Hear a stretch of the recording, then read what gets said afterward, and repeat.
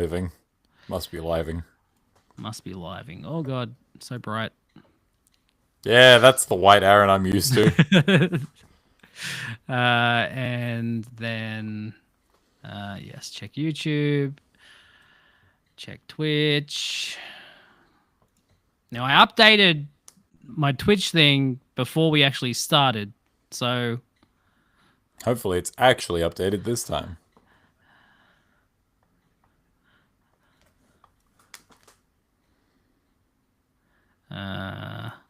Okay, well, the... Can I edit? Okay, edit this. YouTube is saying She-Hulk, which is 2 episodes ago. Stark or Stank 42. Ant-Man and the Wasp. Quantumania. Waspomania. Quantumania. Ranking WrestleMania. of the third Ant-Man.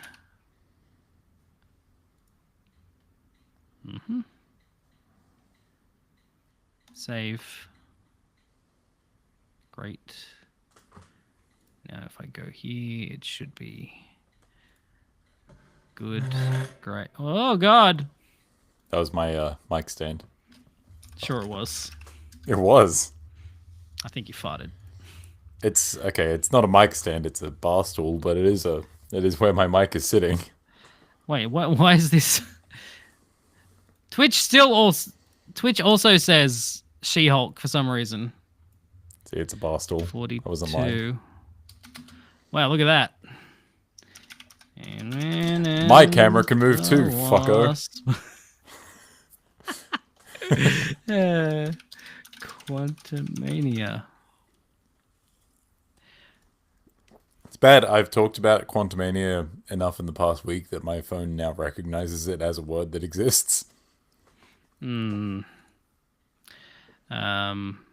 So what's funny is the title of the stream changed on Twitch, but the actual notification and description stayed the same. We couldn't possibly have everything working correctly. That's how you know you're a professional streamer. Also, That's the it. money. Oh yeah, obviously. Okay, we are ready to go. And guess what, Josh? Guess what? You're so white. We have an intro. You ready for this? Is it the old intro? Sure is. Hell yeah. Are you Tony Stank? I am Iron Man. Stank, stank, stank. Genius billionaire playboy philanthropist. You stank, you stank. I am Iron Man. Hello and welcome to Stark or Stank. My name is Aaron and I am here with Josh. It's been a while since I've heard the intro, and it's still very good. I like it. I didn't make the music, but I definitely put all the shit over the top of it. Yeah, no, I think that makes it. The music by itself, meh, whatever. It's all the extra crap. Yep. This week we are talking about Ant-Man and the Wasp, Quantumania, and we're going to talk about and rank it in our ranking of rankings that we rank MCU movies in. Sick, that word has lost all meaning now. Thank you. Good. That was my intention. Ant-Man and the Wasp, Quantumania cost $330.1 million to make. That's a lot of cheddar cheese. Holy Sure shit. is. This is the second most expensive solo Marvel movie after Doctor Strange and the Multiverse of Madness, which cost $350.6 million to make. Now, was that at time of release, or is that still the case? At time of whoever wrote this, when they wrote the thing. Right, okay. That's a lot. That's a lot of money. Sure is. For, well, I mean, I assume it's because it's very, very heavily CG. Lots of CG, lots of green screen. That shit's not cheap. You definitely can't skimp out on the cost when it's 90% of the movie. No. I did also. I don't have the trivia point here, but apparently one of the people that worked on the movie, one of the CG artists, said that a lot of the attention moved from this movie onto Black Panther. And so some of the CG did suffer apparently in this. I didn't really notice. I think the CG is pretty decent. I think it's some of the strongest CG in the MCU simply because everything is CG and it's really hard to tell bad CG when there's just so much of it. When it's all there, yeah, exactly. Yeah, you don't have to worry about like compositing against real stuff. Exactly. So even though this is the second most expensive solo Marvel movie, it's the third MCU sequel that did not surpass its predecessor at the box office, domestically or worldwide. Do you know what the other two are that did not surpass their predecessors? Oh, I want to say like the first Captain America. No. No. So Black Panther: Wakanda Forever did not do as good as Black Panther did. Oh, okay. And Oh, I thought you meant like direct predecessor in the MCU. I understand what you're saying now. right. Yeah. Well, then my next guess would be Think about a time when the MCU was pretty new, right? And then with like the biggest movie in the world came out, and then the next one that came out in that same series was not as good. Well, now I'm just lost. That was a series of words that just Early on, what was scrambled it. the biggest movie that came out? In the MCU? Yeah. What it all- Avengers. Yes. Okay, so Age of Ultron. Age of Ultron is the other one, yes. And rightfully so. Rightfully so. All is right with the world. I mean, it would have been more right if it was Iron Man 2. Yeah, that's true. That is true. The pained calling of Ivan Vanko. I don't think you understand, Josh, okay? He wants his butt. Ah! That's maybe a bit more Schwarzenegger than Vanko, but you know what? We're sticking with it. And these other things. Okay, in a 2023 interview with Collider, Peyton Reed spoke about how his never realized Fantastic Four film influenced his work on this movie. He said, I developed Fantastic Four like 20 years ago. I channeled a lot of my Fantastic Four love into the Ant-Man world and specifically into Quantumania. You know, it's no mistake that both are kind of dysfunctional families of superheroes, and in Fantastic Four, they may go into the negative zone. We went to the quantum realm. I really scratched that itch with these movies. You know, it really fucking shows. Yeah. Because I feel like we'll get into this a lot more later, but this doesn't necessarily feel like an Ant-Man movie in the way that we've come to know it. No. It's definitely it's a different take, a different route they went with this one compared to the first two. But I don't know about you, but I really like this movie. I think it's fine. I think it's better than the internet gave it credit for. Jesus Christ. Absolutely. I'm also unabashedly an Ant-Man fan. I like the first two a lot too. So this one is, I think it's just as good as... No, I would say it's better than the second one. Would you? I would. We're going to have an interesting time. We'll see. We'll see what happens when we get to the rankings. But I don't know. I would rather watch this again than watch the second one again. Even though the second one has a lot of good moments, I think I would rather watch this again than the second one. Okay. Well, we'll get into that. We'll get into that. All right.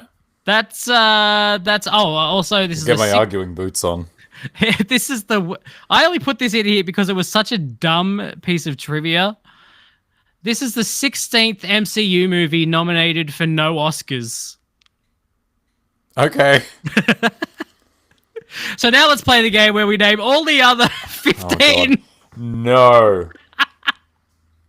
No, I won't do that to you. But I it's such refuse. a dumb, it's such a dumb piece of trivia. How many Razzies was it nominated for? I want to say That's a good 3. question. I don't know. Who knows? I'm not looking it up. Good. But I I can need tell that you kind of negativity in my life. that. Let's see. Which one of these is the most egregious? Which one should have been nominated and wasn't? Winter I would Soldier. say. No, Winter Soldier was nominated Oh, apparently good. for something. Civil War was not. Civil War probably deserved something. Although award shows are bullshit unless they're They ours. sure are. Ragnarok should have been nominated for something. Really, Ragnarok had nothing. No. Wow.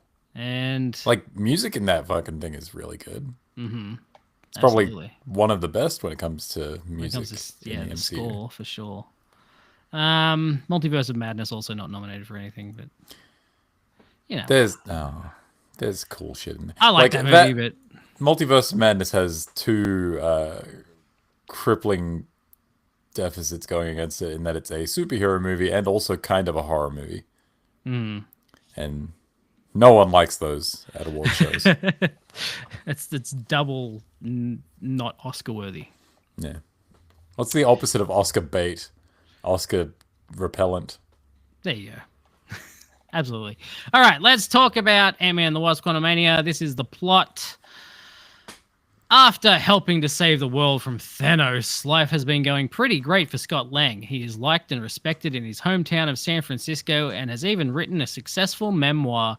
Things are also going well for his girlfriend, Hope Van Dyne, who now runs her own company and is using Pym particles to help the world, as well as her parents, Hank Pym and Janet Van Dyne, who are just happy to be reunited following Janet's 30 years trapped in the quantum realm, although Janet still refuses to talk about her time there. Just What a letting you weird guys run-on know. sentence. I got this from fandom this time, not Oh from god Wikipedia. damn it!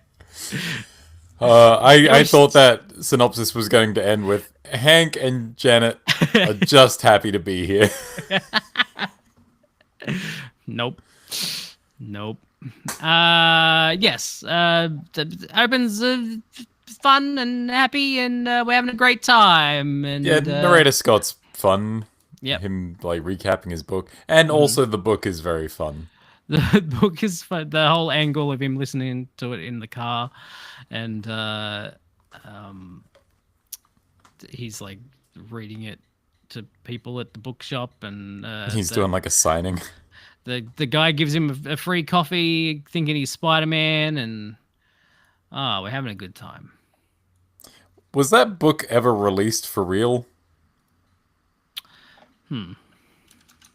Oh yeah, no, on Amazon it's going for like $35. Look out for the Look little out guy. for the little guy. Ooh, only 2 left in stock. Hang on. You better get it. Wonder who actually wrote this. Well, it says the author is Scott Lang. I know. I'm looking at it. I just wonder who actually wrote it.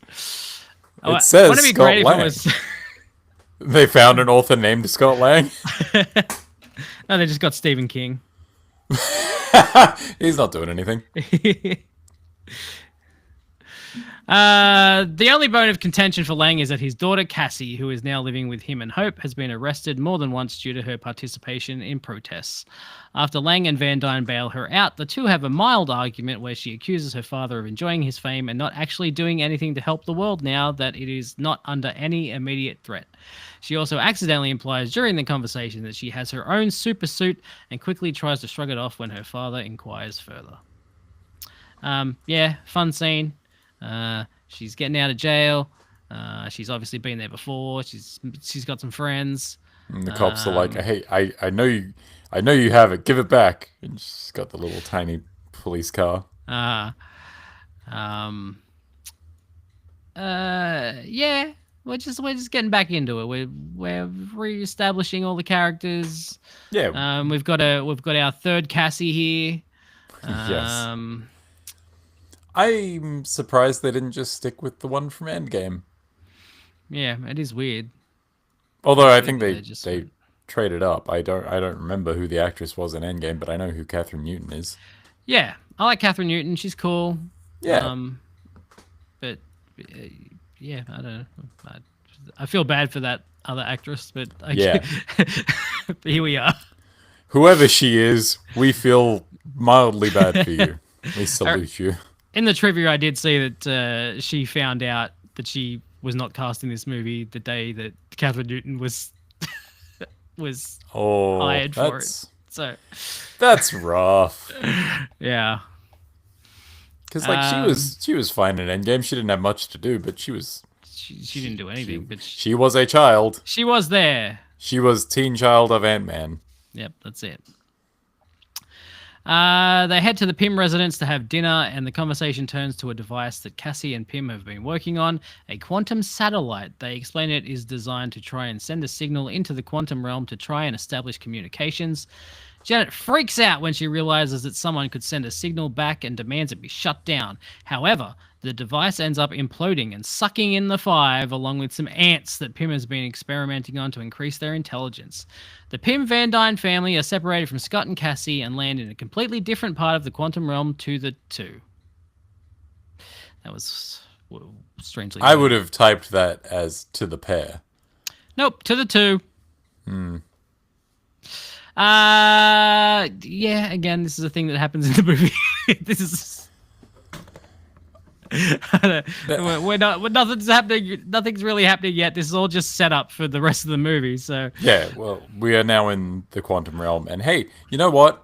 I always like the effects of going super small and going into that quantum realm. Everything looks trippy and cool. yeah, Big fan of that. I like the quantum realm. All the artistic design The they've weird done shit. there. All the It's weird very- shit.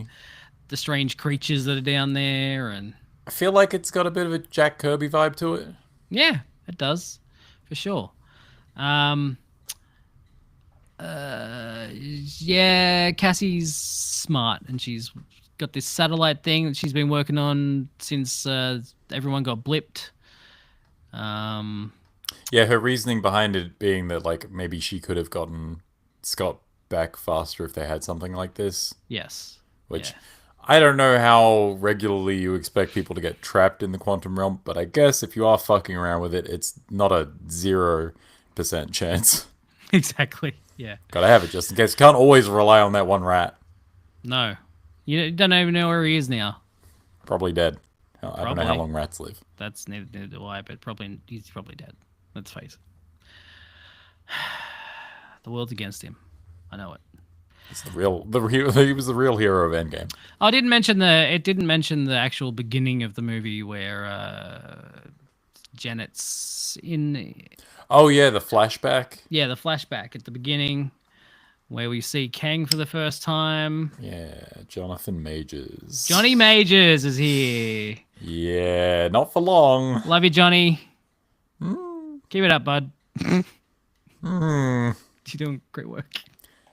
Yeah. No, I don't know if you know, Josh. He's fine. He got out of it. It's okay. It's nothing happened. Was it? I was gonna say I never actually kept up with it. Was all of that stuff just alleged? Did anything come of any of that? I mean, the charges were dropped or whatever. It's still not great. Like charges dropped. Good for him. Charges at all bad press. Anyway, Scott manages to rescue Cassie from falling to her death before confronting an alliance called the Freedom Fighters as Hope and Pym are guided through the quantum realm by Janet, who later brings them to Axia to meet an old friend. We're really flying through this movie. Scott and Cassie perform a ritual to understand the Freedom Fighters' language. Well, I mean, they're kind of Drink forced the to. ooze. Drink the ooze. Just makes it sound like they're, let's do this thing to... Kip you trab. Learning of a man who managed to conquer what was once the home of the Freedom Fighters. Upon meeting Janet's friend Krylar has the ruler's guard attack Janet's relatives, leading them to escape in Krylar's yacht. Bill Murray. Bill Murray. The Freedom Fight. Yeah, his name's not Bill Murray in the movie. Fucking okay. Proper nouns in this fucking movie. I got nothing. I can remember the two villains. I can remember our main cast of heroes. Yep. That's it. what about the freedom fighters are also soon under attack by the guard and MODOK, whom remember MODOK. Scott and Cassie find out is none other than Darren Cross, who is now deformed from the Yellow Jacket suit's destruction and has been left with a massive head but tiny limbs, necessitating him to use a hover chair. Is it a massive head? They're technically very, very small. Comparatively, Relatively, yeah. Yeah. It is So a massive head in everyone that else, regard. it's a massive But, head. like, it is, like, teeny tiny head, Sure, but also yes. teenier, tinier legs and arms. Yeah, exactly. It's like a baby Bjorn. Okay, so yes, we got the freedom fighters, and they drink the ooze. We're introduced to Veb. Which one here, is Veb? Which is David Veb S. Jam Man? Malchian's character, the one without the holes. Ah, yes, Jam Man. Jam Man. Okay, Ooze Man. sure. Yeah. So David Das Malchian voices the alien creature Veb. He played a human character in the first two Ant-Man films, but there was no room for the ex-con gang this time around. Peyton Reed calls him his good luck charm, adding that you can't make an Ant-Man movie without David Das Malchian. So here he is playing Veb, the ooze creature that has no holes. He loves now. holes. He does He's a big love. He's fan got a of weird holes. fascination with holes. Weird fascination with holes, this guy. Where does the ooze come from if he doesn't have holes, though? That is the question. You know, it just sort of is. He just sort of projects it from himself. Fair enough. I get. Okay, sure. Yeah, no, yeah, I'll let that slide there. No problem. Well, look, if I'm like made of water, and I have full control over that water, I could just make the water happen. I gotcha. Yeah. Yeah, that makes sense. Yeah. Yep. No problem. Yeah. We also have a couple other weirdo characters in this place whose names I don't recall. You have Black Psychic Man. Yep. You have Buff Lady. Yep. Very buff lady. You have Lady. fucking Torch Head. They're all real cool and wacky looking, and I like them in theory, but I just cannot fucking remember anything about them. Yeah. Least of all their names. Sure. That's fair. Like, That's fair enough. like the psychic guy, I'm like, I haven't even watched The Good Place, but it's Cheaty from The Good Place. Oh yes, yes, it is. And that's how I know that guy now. Psychic Cheaty. Psychic Cheaty. Is the buff lady one of the main actresses from Love Lies Bleeding? Yeah, she's the buff chick in that movie. The one who's not. She's a bodybuilder. Yeah. Yeah. Cool. She's The one cool. who's not Kristen Stewart. Yes. Yeah. So yes, Bill Murray's here. Oh, fucking. He sure is. He shows up. Kryla, did you say? Krylar is his name. He has a history with Janet. Yeah, he does. And We there get a you bit go. too much info on Janet and a little bit Hank's, too much info, yeah. Sex lives. Yeah, yes. Hope is not having a great time. I do with like this. that dynamic of, oh yeah, my parents are back together, but I wish they would shut up. Yeah. And then we get the best character of the movie, MODOK. He's a lot has been said about MODOK. A lot of ridicule has been leveled at the effects that bring MODOK to life, and I want to say, fuck those people. MODOK is great. I think this is the only way you can make MODOK happen in a live-action movie and have it stick. Yeah. Look, I get it. He's a weird little guy. I get it. He's not the same MODOK from the comics. I get it. All right. The comics one is a weird little But, like- fucker as well. Yes, but it's like they've Oh. taken the character and he's not. They've he's- mashed it. Yeah, he's Darren Cross now. I get it. He's not the exact same. It's your MODOK. Mandarin again. But like, he's a goofy, fucking dumb-looking. There have been many Thing. MODOKs. MODOK is there a are many title. MODOKs, exactly. And Isn't there a Mrs. MODOK? that wouldn't surprise me if there was. So like what? So fuck it. He's a big joke. Make him a big joke. He has a comedy show. Oh yeah, with Patton Oswalt, right? Yeah, That show was good. it was. Yeah, I like that show too. I I love that the idea of making him into the ultimate killing machine is like, oh, we'll put some pew pew lasers on him and I don't know, buzzsaws? Buzzsaws. Sure. Yeah, I don't know. He's fun. He's funny. I also he's really like dumb the looking. like call to his classic look being the big metal mask. Yeah. And then it reveals his big stupid Dumb face. face. And it's horrible. It's so good. That is a face. He's a face. Yeah. It's so good. Big fan of MODOK. While Scott is arrested and forced to make a deal with the man named Kang, having to retrieve the multiversal engine core, Janet explains to Hope and Hank that Kang the Conqueror was a scientist also trapped in the quantum realm who attempted to fix his time sphere, only to have Janet sabotage his departure because she realized from his ship's engine that he had destroyed several timelines and took countless lives and hadn't actually crashed in the quantum realm as she'd assumed, but was exiled there.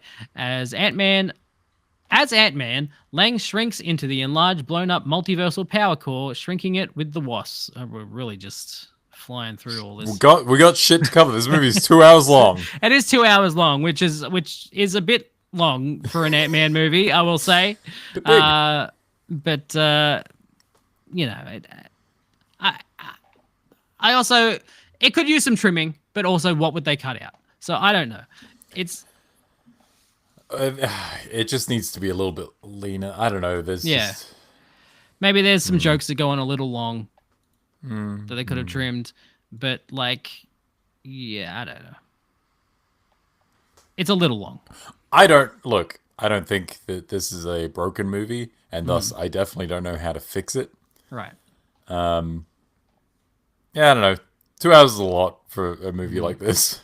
And I didn't even feel like it was that long. I felt like it flew past, but 2 hours is a long time. Yeah. So, yes. Scott gets captured by Kang. And, look.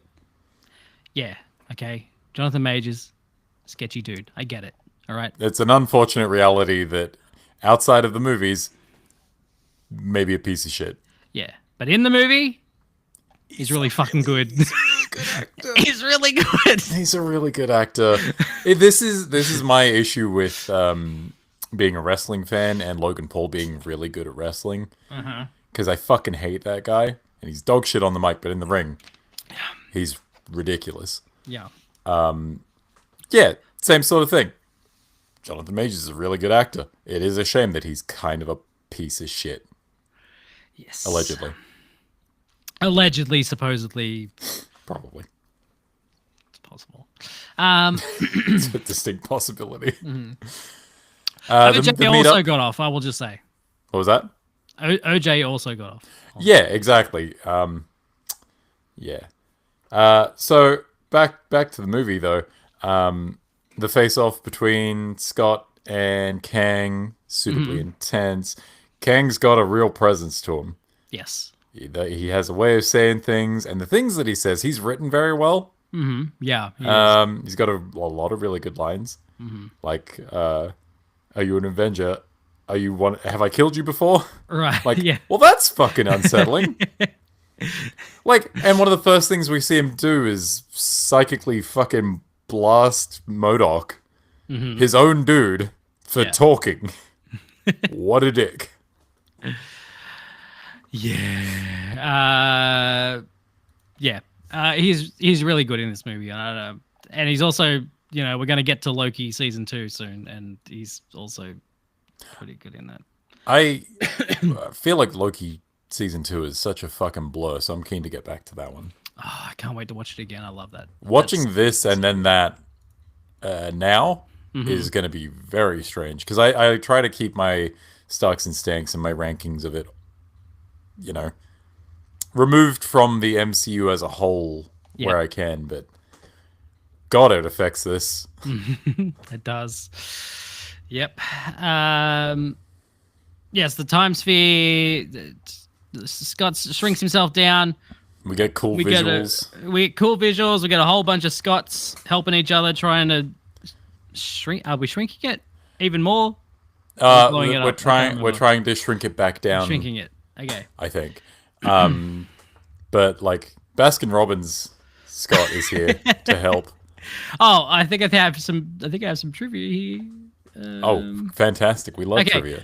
Spitballing over what exactly the probability storm would encompass included pitches for a dream sequence with Joe Montana, a large ant voiced by Werner Herzog, and more. Fuck.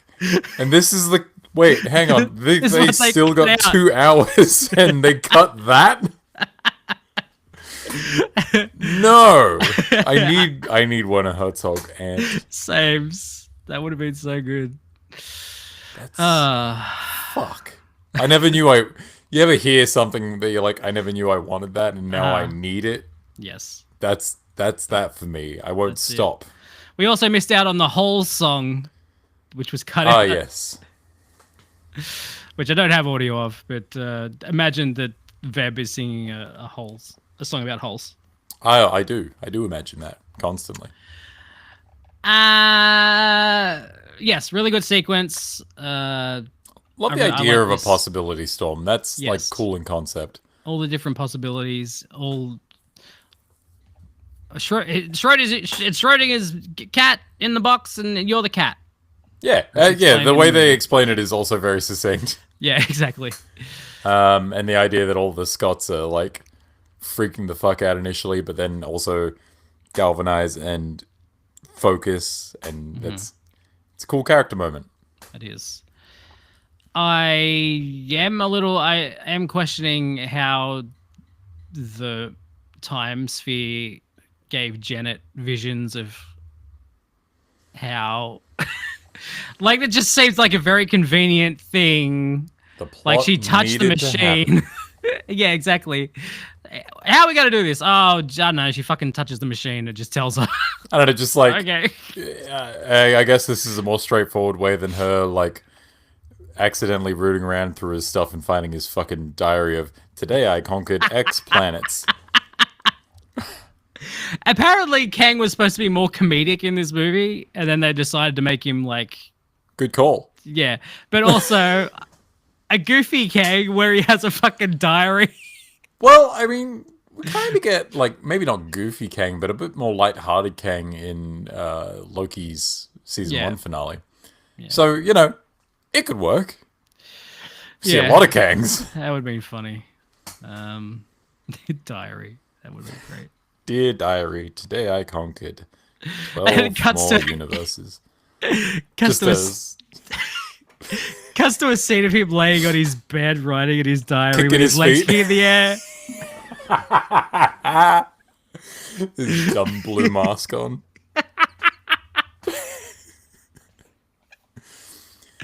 Oh yeah, now we're talking. Yep. That's Now the that's a Kang I want movie. to see. That's a Fucking make movie. this thing 2.5 hours. Give me one Herzog Ant and Diary Kang. Because they rebel against him, Kang steals a power core from them, defeating Ant-Man and the Wasp and taking Janet with him as MODOK crashes Pym's ship. That's right. I don't know. Does it skip over the part where Janet comes to save Scott in the possibility storm? That's a cool visual. All those Janets flying in. It's Hope, isn't it? Oh, Hope. Yeah. Hope. Yeah, I get my Ho- names mixed yes. up. The names I do know in Skip- this movie, don't even know them really. It just says shrinking it with the Wasp's help. That's all. Oh, it says, yeah, okay. so, Well, Wasp comes in for the save and it looks fucking cool. yeah. Also, someone else who is someone else who's not great outside of the movies. Oh, yeah. No, I also was thinking about this every time she showed up. I'm like, oh, yeah, she did that, like, anti-vaxxer Canadian trucker thing. Uh-huh. Oh. And I read up today. I was like, look, we made it all the way through Wakanda Forever without mentioning. That's true. that. I forgot about I forgot about her too. We were too overwhelmed by the sadness of, oh, yeah, this movie's a fucking bummer. It's already depressing. Yeah. But Actors, be fucking normal. I checked today. I was like, what's Evangeline Lilly done lately. Is she still weird? Apparently, she quit acting last year. That's what she says. She That's says, "Oh, I've retired from acting." You didn't I don't not think so. hire me. I retired. Yeah, exactly. You didn't blacklist me. I stopped acting. Same, girl. Same. But for Kang, different reasons. Kang explains his origin and his plan to. We've skipped over how Hank has to fly the spaceship by putting his arms in these gross holes. Like you're stuffing a turkey. Yeah, exactly. Gotta get like elbow deep in there.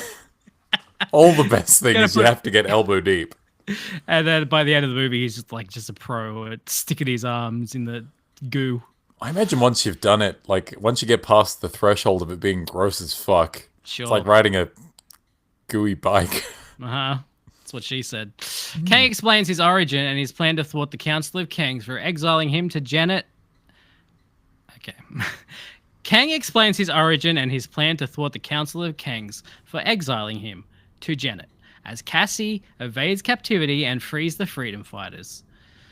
I feel like there needed to be some sort of punctuation comma there somewhere. I don't know. Something. Anything. A second sentence, please. Exactly. Yeah. Ant-Man and the Wasp meet Pym, accompanied by the smarter ants who have also traveled to the quantum realm.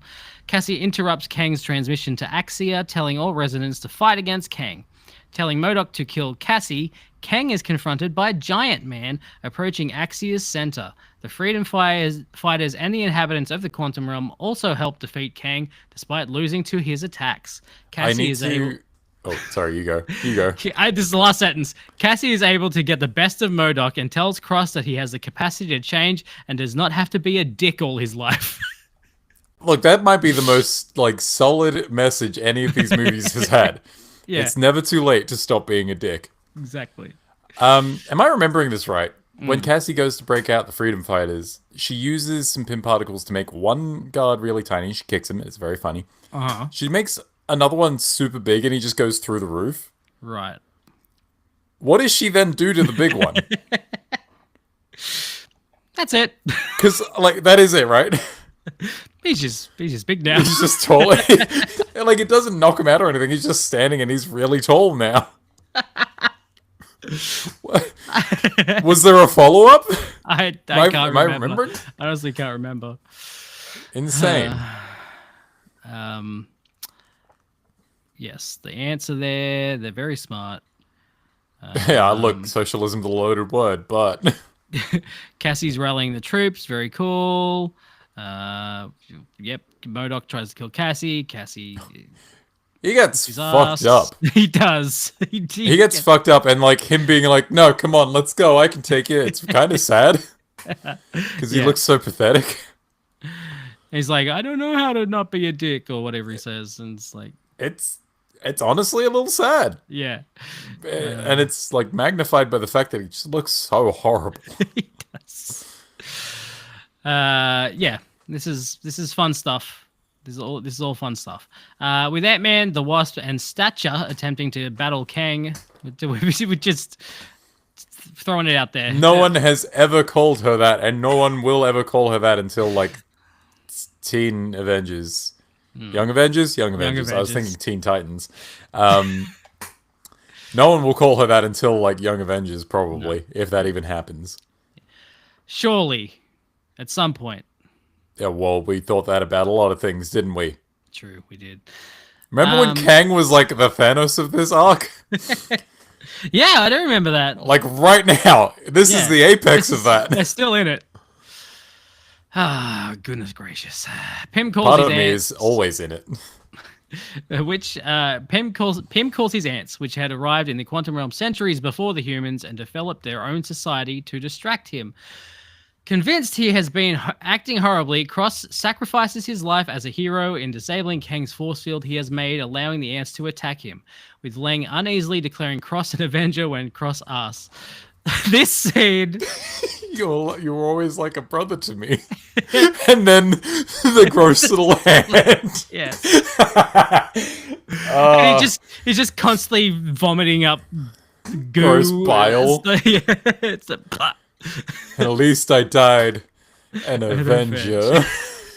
And everyone's like looking at each other like, yeah, buddy. Yeah. Totally an Avenger. That, I think, is a very good use of that character, because people think they want comic accurate MODOK all the time. They don't. They want this. Yeah. He's dumb and goofy. MODOK is fucking D tier at best. exactly. And this is the best you're gonna... This is like the most screen time he's ever gonna get, and I think they've used it really well. I seen people comparing him to Spot in Across the Spider-Verse,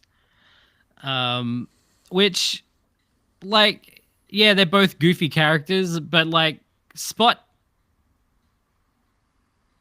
becomes fucking terrifying. Yeah, exactly. He's. I don't know if there's a way you make MODOK terrifying. No, I don't. Like, he's granted, gonna look you would have goofy to either. like, yeah, exactly. You would have to introduce him differently and characterize him differently the entire way through. Yeah, exactly. And like, you could do that, but he's a big head. He's a big head with little limbs, and it's like, Spot's a guy who is like unnerving to look at. Yeah. These are not the same thing. No. Janet opens. Fucking MODOK is a Kirby. Pretty much, yeah.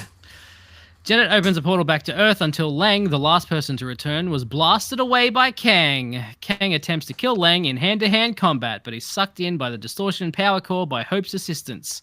Looking back at the celebrating freedom fighters, Lang and Van Dyne leave the quantum realm.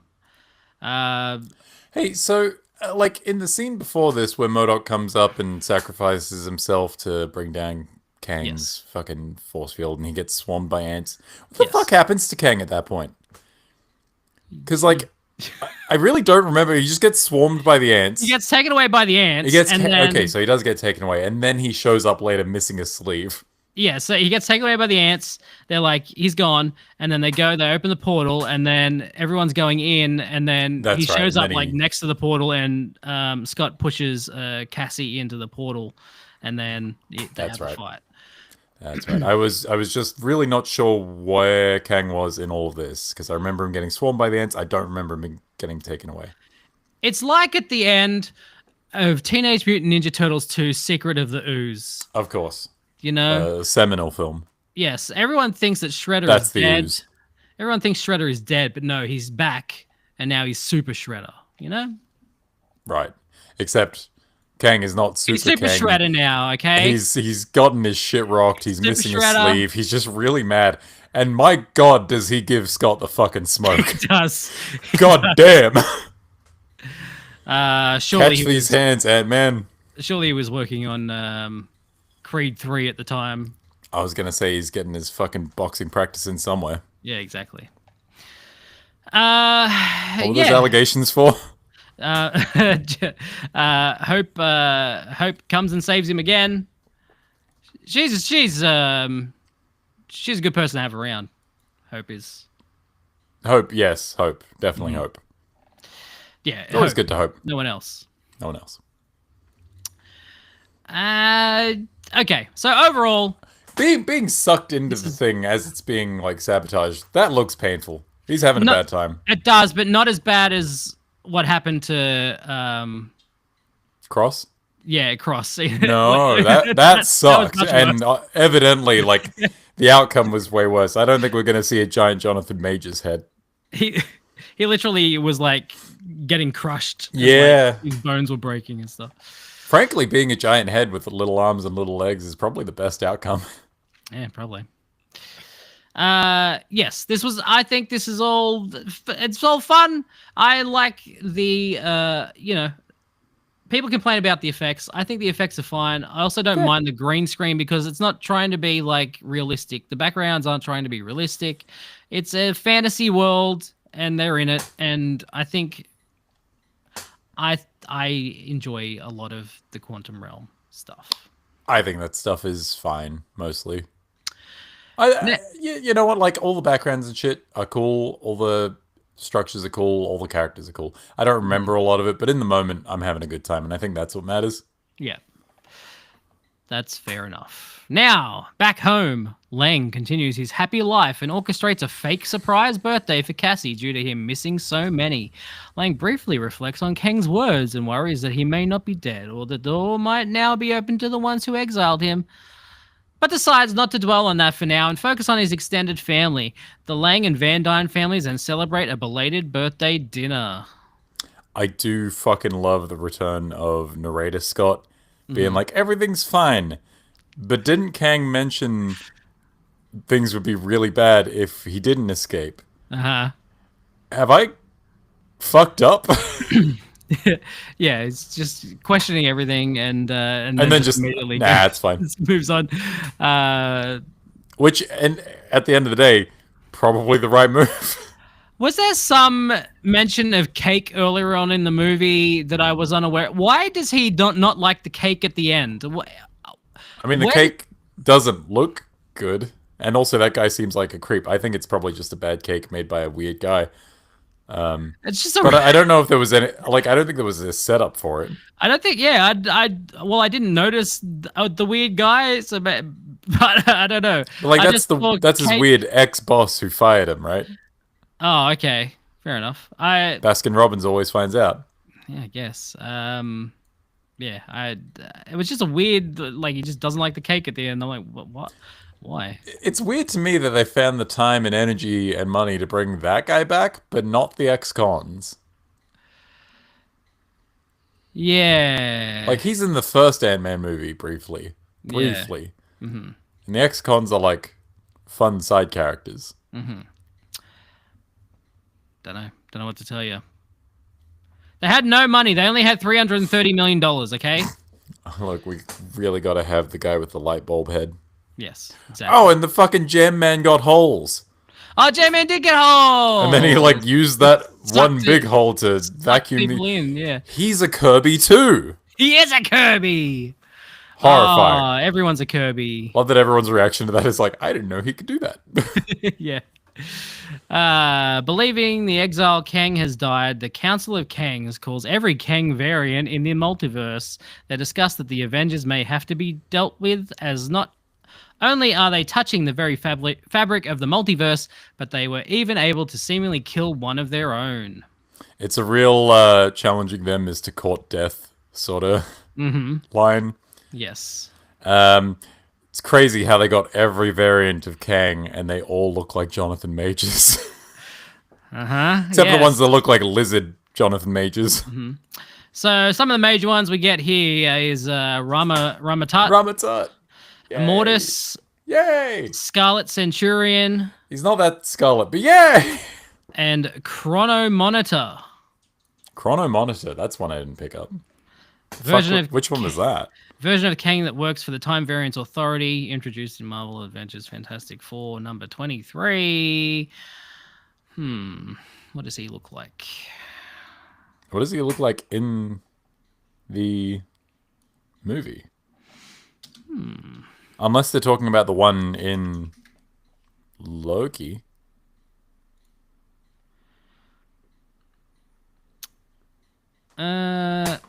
Oh. Well, like, yeah, I guess. But he's not in that scene. No, he's not. He's in a later secret scene. Interesting. No, well, no, because Victor Timely's also mentioned here. I just didn't mention him. Anyway, I don't know. I don't know. The three main ones are Immortus, Ramatut, and Scarlet Centurion. Yes. Which, two of those I could pick, and then Scarlet Centurion, I'm like, I don't see it. It's fair enough. In the 19th century, Loki attends a presentation about time with Mobius M. Mobius. The presentation being that of Victor Timely's. Mobius is not worried, while Loki is terrified, recognizing Timely as a version of He Who Remains. Yay! I always liked that they went with Victor Timely for that, because Marvel Comics being Timely Comics. Yes. It's fun. We'll get to all of the Loki stuff when we get there, but sure. I can't wait for see Kang again, huh? I can't wait till I pay all of this off, huh? Yeah, this is the part where I'm like really struggling to keep the whole MCU part of it separate to my opinions on the movie as its own thing. Yep. Because, yeah, no, not really moving forward with Kang makes a lot of this movie not pointless, because you can have, like, a self-contained adventure story, and that's fine. Mm-hmm. But they've long since made these films more than just the single stories. They're all setting up for the next one, It's all iteration. Yeah. And not moving forward with Jonathan Majors, and thus choosing to not go forward with Kang is rough. Yeah. The fact that they've just completely done away with Kang completely. Write out anything that has Kang in it. Let's get fucking Robert Downey Jr. back. Okay? That's what we need. That might be the worst part of it. It's yeah, I really just recast or like have fucking have Terrence Howard show up. sure oh no, because he's also off his Oh no, is he? Oh yeah, but Terrence Howard's on this fucking new math kick. He's come up with this new maths. Have you seen his new maths? No. Okay, you need sounds to. incredible. You need to look this we up. will later. talk after this. But no, Terrence Howard's out of his fucking mind at the moment. What was I gonna say? All right, yeah. If like, just cast someone else. We we have established that multiversal variants don't have to look like the guy that they necessarily look like. Mm-hmm, exactly. We've got 2 Reed Richards so far cast in this fucking universe. Yeah. Also, like, because of that, yeah, they all look the same at the end of that movie, but like fucking have a flashback to that scene and like zoom in on like a person way over the back. One guy. There's just one guy that looks different. There's one guy also, and he's like super evil. There are a couple in there that are visibly distinct. Yeah. And you're only seeing one corner of the fucking arena just because the 3 main ones are definitely Jonathan Majors and you can't change that. Right. It's such a fucking waste of a fucking cool comic character that they looked like they were doing justice to. Yep. And again, it doesn't. I don't feel good saying that this seems like a waste of a movie and setting that up, but it kind of is. Kind of is. Kind of is. Well, Waste of a movie and like a couple of seasons of TV. I wouldn't call it a waste of a movie. I think the movie's fun, but like waste it's of a movie in the grand they're not going to. Yes. The overarching narrative. It's a fine adventure movie. Yeah, exactly. So now let us talk about our Starks and our Stanks right now. Oh god. I don't remember who went. Who? Okay. It's me this time. What is your first Stark, Josh? This movie's got fucking cool villains. Yeah, it does. Jonathan Majors may be a piece of shit, but he does kill it as Kang. Mm-hmm. He really establishes this character as this threatening, compelling presence. He's really fucking good. Yep. And then on the flip side of that, you have MODOK. MODOK might be the single greatest thing in this movie. Uh-huh. He's so fucking weird and so dumb and so funny. And yeah, Kang and MODOK. Great. Yeah. Love that shit. I've just realized you've condensed both of my Starks into one.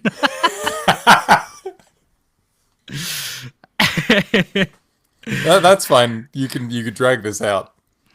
My first Stark is Kang is pretty cool. Say what you want about where the character went and where he's not going. Where it doesn't go. He's a good villain, and Jonathan Majors is great in the role. Yeah, Kang is he's really good in this movie. And look, people complain. He's compelling when he's on screen, man. He's got a good setup. If you did recast him and you got someone else who was a good actor, they do exist. Surely someone could run with it. I want to say something to people out there that complain about Kang in this movie, because there are people out there that have an issue with like how easily they beat him and how he's not like a huge threat and all this. And I just want to say, this is obviously not the Kang. Like, he's not the greatest Kang in the universe. He's a Kang. That's the fun thing about Kang is he's been beaten a million times because there are so many of him that are at that level, and Yeah. you can beat him once, and then he just keeps coming, and there's a different one of him, and another, and another, and another. That's his whole deal. Yes. So it really pisses me off that people are like, oh, they beat him so easily. Yeah, okay. That's the fucking pre-show. Yeah, exactly. He's not the major Kang. Like, he's just setting up that. He's the universe jerk Kang with that the those rest of the characters. Kangs were like, man, fuck that guy. Yeah, exactly. Exactly. He's the Kang that went into business for himself. Exactly. What is your second Stark? My second Stark is that there are some really neat visuals on display. The MCU doesn't often stray into the like retro-futurist, almost Jack Kirby aesthetic. Yeah. Like it's basically this and some bits of Thor Ragnarok, I want to say. Yeah. It's sure. cool that it does it. I wish it did it a bit more. Yeah. I really like the visuals in this movie, and again, like I don't understand the hate for it at all. I think it looks cool most of the time. Yeah, if people's main complaint is that it's all CG, I mean, well, what the fuck do you want? Have you seen Avengers Endgame? That's also all CG. Yeah, exactly.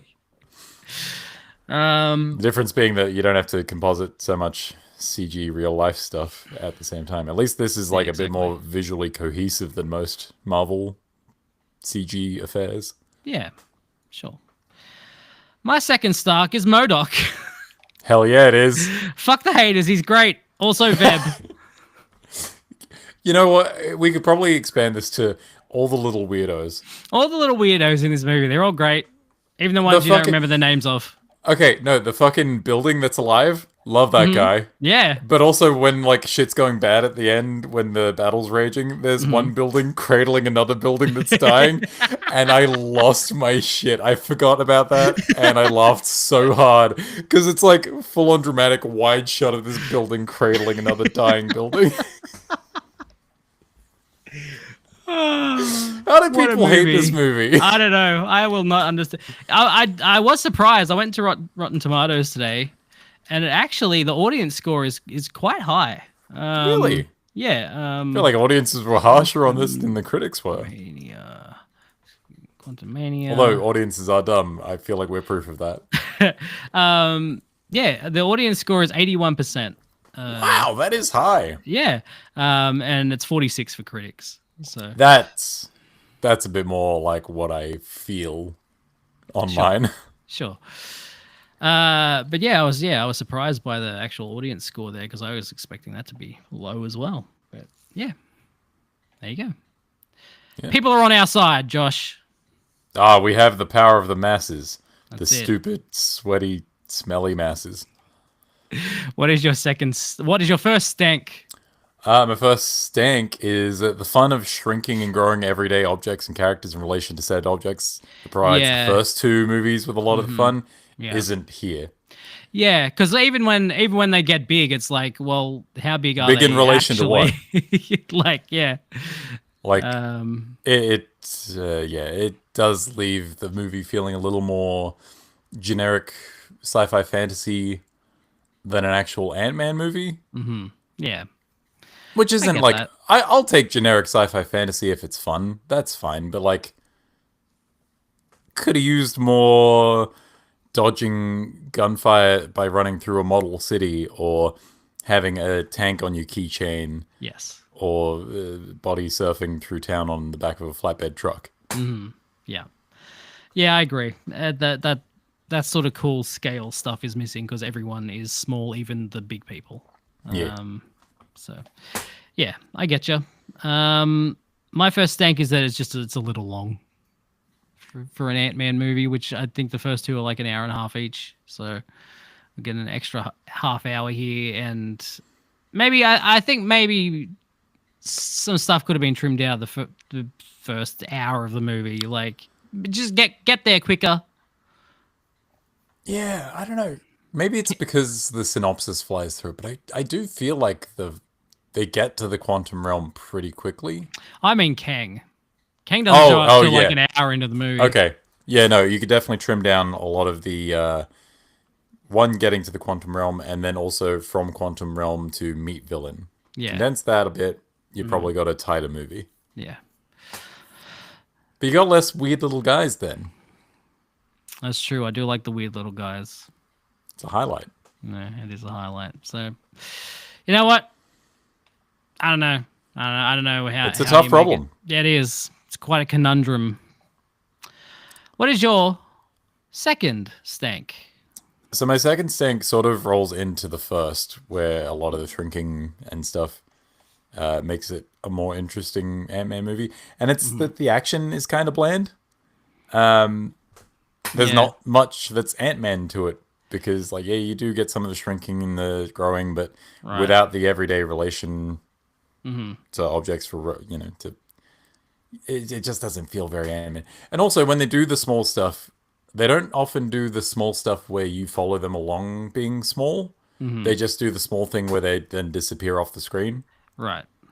And yeah, there is a bit, like, at the end where Cassie and Scott are both really big, and they're talking about being really big, and neither of them feels big. Right. Like, yeah. Cassie's kind of talking a bit slower after having done some big action, and I'm like, none of that felt I was big. kind of doing other stuff while I had it on today, and then they were talking about being big, and I turned around, and I was like, oh, they must have shrunk again. And then I And then they realized, shrink. no, they're talking big. And because usually when you have like a large scale character, they're in like slow motion to make them feel like they have weight and gravity, but they're just acting normal. It's just kind of like Cassie is slowing down her speech a bit to be like, "Oh, I'm so big," right, but it's like not a lot, and Scott isn't doing that. right. And yeah, he says something like, "It feels like I'm hugging Godzilla." I'm like, "You're both the same size." Right. Yeah. Yeah, action I is guess fine, but could have been cooler. Could have been more memorable. My second stank, I'm kind of like doing something you've been avoiding, but it's a shame that all of this Kang setup is for nothing. Yeah, yeah, it really is. And I keep coming back to it, and I don't want to say it, but it does make it feel like it could have spent this movie doing something else. Yeah. Which is a shame, because I actually do like this movie coming out the other end of it. I went in thinking like, oh, the internet really shit-talked this, and I remember having a good time watching it the first time, but it also had a lot of weird shit going on. Maybe I don't like it as much as I did. And like, ultimately I do like it. It's a shame that none of it really impacts going forward. Yeah. Hell, we had to get fucking the leader back to reiterate the worlds are going to be crashing into each other for some reason. Like, coming back to this and hearing Kang talk about it, I'm like, why the fuck did we waste our time with the other thing in Captain America Brave New World? I don't Which know, really does 'cause cement it that as maybe was- my least favorite post-credit scene. It's the worst post-credit scene. It's fucking stupid. It's not The even most like a good joke. useless. It's the most useless post-credits they've ever made, which is saying a lot because there are some that are just jokes at the end. Yeah, like I'll take the Spider-Man Homecoming one, the Captain America one. Yeah. So That one's great. yeah. Doesn't move anything forward, but it is funny. Exactly. That's all you gotta Well, do. Be funny. just be funny. And now comes the part of the show where we rank this in a list of 41 other movies. Oh god, that's a lot of movies. It's a lot of movies that we've watched and talked about. How do you spell Quantumania? You'd think spelling it that many times this week I would know. You would think so. But here we Okay, are. let me list this motherfucker out. Starting at number 1, our current ranking of the Marvel movies is Captain America: The Winter Soldier, Thor Ragnarok at number 2, Avengers Endgame at number 3, number 4 is Iron Man 3, number 5 is Guardians of the Galaxy, number 6, Doctor Strange in the Multiverse of Madness, number 7, Avengers Infinity War, number 8, Captain America Civil War, number 9, Shang-Chi and the Legend of the Ten Rings, number 10, Werewolf by Night, Guardians of the Galaxy Volume 2, Moon Knight, The Avengers, Black Panther, Hawkeye, Captain America the First Avenger, Loki Season 1, She-Hulk Attorney at Law, WandaVision, Ms. Marvel, Eternals, Ant-Man, Doctor Strange, Spider-Man Homecoming, Marvel's What If? Did that pause again? Yep.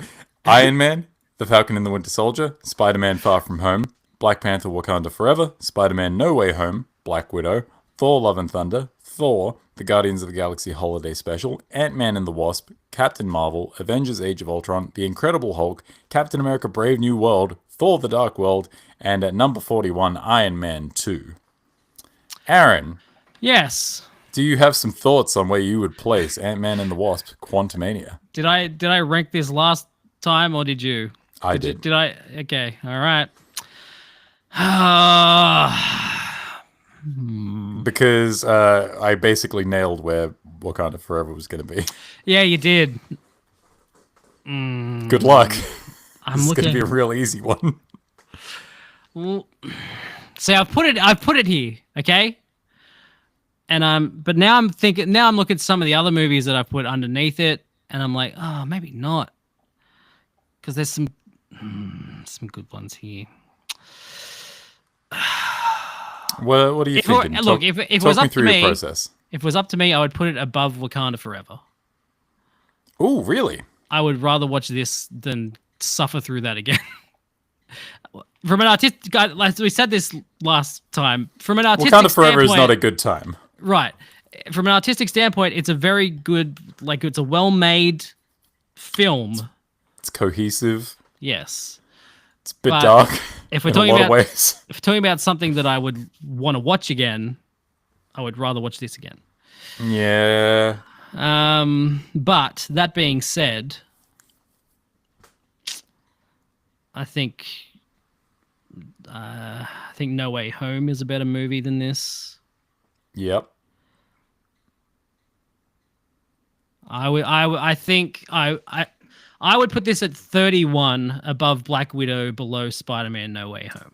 Really? Because I'm struggling to justify it above Ant-Man and the Wasp. Yeah, that was another thing for me. It was like, why is that look so at low? I look at well, that was you. I was really fighting for it. I remember. I think our general vibe was that Ant-Man and the Wasp is ultimately pretty inconsequential, which, in the grand scheme of things, I think Quantumania is less consequential. Yeah, I guess. That and, like, I'm taking it purely from this standpoint that Quantumania is not a good Ant-Man movie. Sure. Like, you don't get any of the fun size-changing shenanigans. And, like, the humor's there. But this is... When I think of Ant-Man, like, universe-hopping alien sci-fi shenanigans is not what I think of. And it's very clear that, like, this was being pulled from a more Fantastic Four-oriented place. When you said that to me at the opening of this, I was like, it all fucking makes sense. This is a Fantastic Four movie with Ant-Man slapped over it. I would, if we take the tact of what would I rather watch, I'd rather watch Ant-Man and the Wasp. Hell, I'd rather watch Captain Marvel.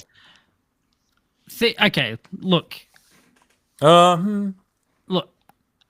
Having said that and having put that out into the world, I think I still agree with it. I understand where you're coming from.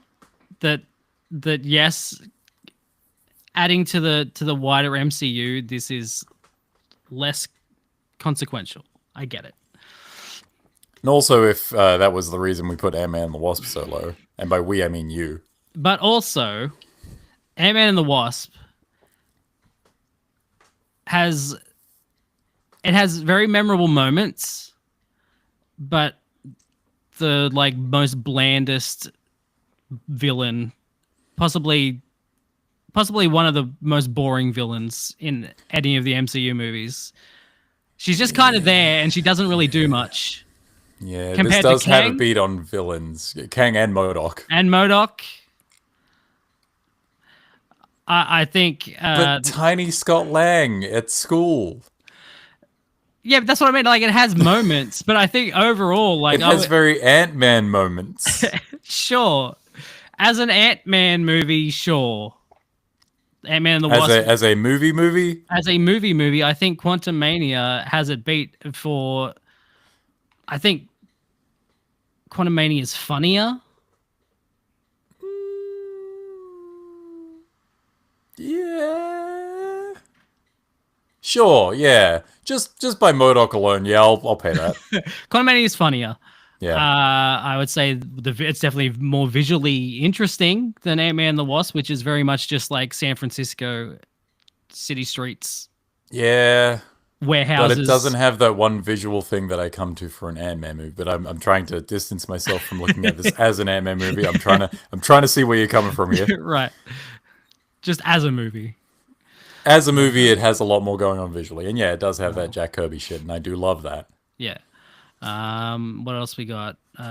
Cassie's a good addition to this. I mean, look, Ant-Man and the Wasp, yeah, like the school scene and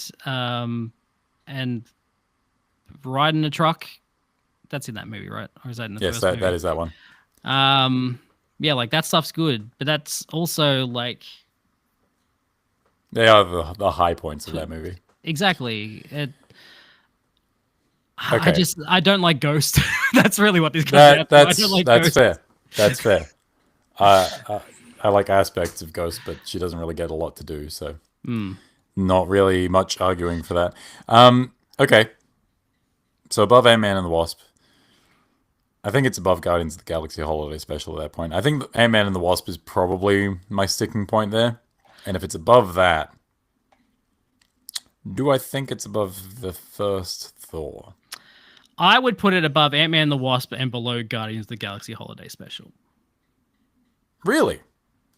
Yes. That's a fun time. That's even more fun than... Yeah, it is. And you're not spending 2 hours to get there. Exactly. That's a short one. Yeah, okay. All right. Straight to the point with that one. This I'm fine with, because I was worried I was going to have to argue for Black Widow again, and I've done that once, so I don't think I can do it again. No. Black... Yeah, no. Well... See, Black Widow's a fine action movie. Yeah, look... I mean, my real sticking point here is Thor: Love and Thunder. Like, I think this is better than that movie, but I also don't want to put this above... Yeah, and once these are in, they're locked in. Exactly. There's no changing these. Exactly. So I think this belongs at 35, above Ant-Man and the Wasp, below Guardians of the Galaxy Holiday Special.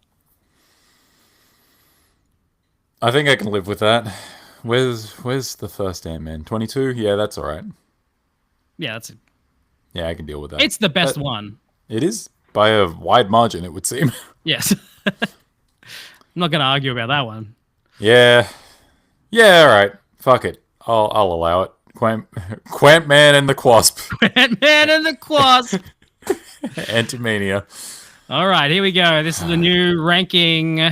Captain America, the Winter Soldier, Thor Ragnarok, Avengers Endgame, Iron Man 3, Guardians of the Galaxy, Doctor Strange, the Multiverse of Madness, Avengers Infinity War, Captain America, Civil War, Shang-Chi, the Century, Werewolf by Night, Guardians of the Galaxy. Just stop saying words! The Avengers, Black Panther, Hawkeye, Captain America, the First Avenger, Loki, She-Hulk, Eternal Law, WandaVision, Ms. Marvel, Eternals, Ant-Man, Doctor Strange, Spider-Man, Homecoming. Marvel Studios assembled the making of What If, Iron Man, Damn it! Soldier, Spider-Man Far From Home, Black Panther Wakanda Forever, Spider-Man No Way Home, Black Widow, Thor Love and Thunder, Thor, The Guardians of the Galaxy Holiday Special, our new number 35, Ant-Man and the Wasp, Quantumania, followed by Ant-Man and the Wasp, Captain Marvel, Avengers Age of Ultron, The Incredible Hulk, Captain America Brave New World, Thor The Dark World, and very, very last, forever and ever until the end of time, Iron Man 2. Yeah, no, that sounds about right. Yeah, I think that's pretty good. I'm happy with that. I'm gonna take some time to make peace with this Ant-Man and the Wasp erasure. That's fine. Hey, it's above Captain Marvel. I like Captain Marvel. That's what I'm saying. I would put Captain Marvel above Ant-Man and the Wasp. I don't know how that ended up there. um, I genuinely like the issue with having like a year or a year off from this is like some of these I look at, I'm like, what the fuck were we talking about? yeah, that's true too. Like I say I put Captain Marvel above Ant-Man and the Wasp, but then I can go back to the podcast and be like, oh yeah, no, apparently I didn't like it at all. Yeah, I feel like I'm the one defending the ones that get put lower here half the time. Like I could look at Spider-Man No Way Home and be like, I know exactly why that ended up where it did. Yes, That one we're pretty clear on. I feel like Spider-Man there's a Far few From of Home it. probably I could mean, have gone higher. we like Wakanda. We pretty much nailed that one straight away. Yeah, that one was unanimous. Yeah. I don't know. It's at the point where like so many of these are so different from one another tonally in terms of like subgenre. It's like comparing apples and oranges half the time. And some of these are series and not movies, Yeah, exactly. which again is another thing entirely. I think this is the first one in a while that we've actually like Not agreed on immediately. not agreed on straight away. Yeah. Yeah, because Brave New World, we were pretty much down with putting that pretty Yep. fucking low. Unfortunately, yeah. Yeah. I think I'm fine with this being at 35, if only because walking into it to rewatch it, I was like, oh, maybe it's not as good as I remember. And then coming out of it, I was like, hey, that was actually pretty good though. Yeah. So I've made peace with that. That was It's fast. pretty good. It's still pretty low on the list though. So like it's not like we've put it at number one. It's No. not an amazing super It's great not above movie. Iron Man. We haven't hit Exactly. the watermark. Exactly. So it's a fine movie in a As are fucking most of these. most We of the ones reiterate it under all Iron the time. Man. Yep. Yeah. So there we go. That is Ant-Man and the Wasp, Quantumania, ranked, done. Next week we will be back with the podcast, the Total Badness podcast, The only one. the only one. And next time we do this show, we will be talking about. Can't even remember. Guardians of the Galaxy Volume 3. Volume 3. You excited? I am. I like that movie a lot, even though it's sad. It's even. Some may say it's sadder than Wakanda Forever. In some ways, yes. Look, in terms of the content of the film itself, absolutely. Yeah. The context, maybe not. But It's the pretty content, brutal. yes. It's been said before on this podcast that when Rocket Raccoon is sad, I am sad. Exactly. Yeah. He's the character that like he. Joss Whedon. I don't know if I mentioned this before. Joss Whedon, when he was working on Angel and Buffy, and he was talking about like wanting to make the audience really like understand how like upsetting something is. Like you take the character that's the most like either the happiest or like the most usually like they're the nicest character. Well, not the nicest, but like they seem the most vulnerable, I guess. The easiest to love. Yes, I guess that's the way to say it. And then if they're upset, then you know We got to make the fluffy animal upset. yeah, exactly. If Kirby cries, I cry. So yeah, like Rocket. When Rocket's sad, you know shit's bad. When Rocket's sad, you know shit's bad. That's the saying. That is, I've got it tattooed on my back. And 7 holes. And 7 holes. I do have 7 holes. There At you go. least. At least. At least. So there we go. We'll see you next week. My other hole got stitched up. The other podcast. Bye. Bye. Stopping. There it is. Because of the biopsy, you see.